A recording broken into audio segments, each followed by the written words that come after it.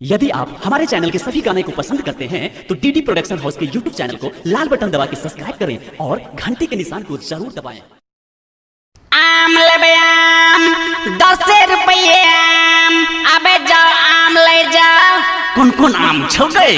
देखा किशुनभोग छै काचे, मालदह छै काचे, लेकिन हाँ गे कलकतिया तो पागल छौ गे।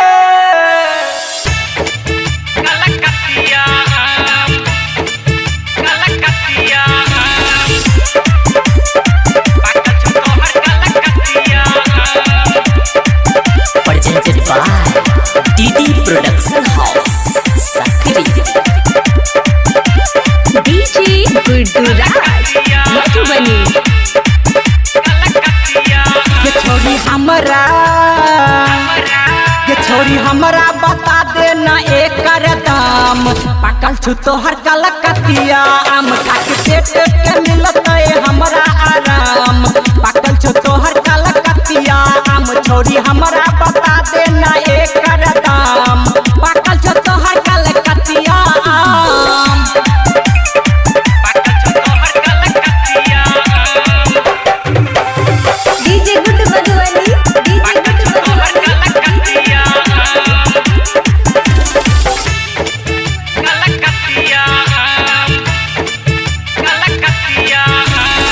रस से भरल छोके तोहर पेटारी, चला ले छोरी अपन दुकानदारी।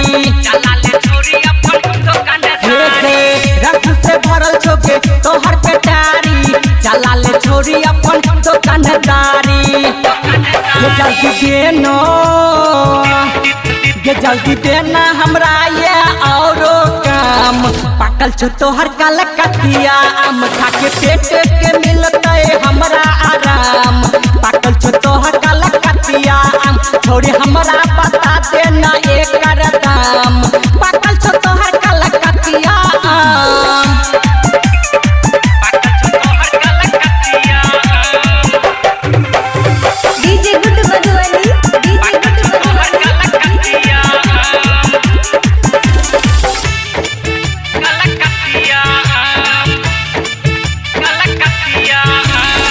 हिरी में नहीं हम तोहर आम के मांगे छियो, बिक जेतो जल्दी है के तोरा से कहे छियो।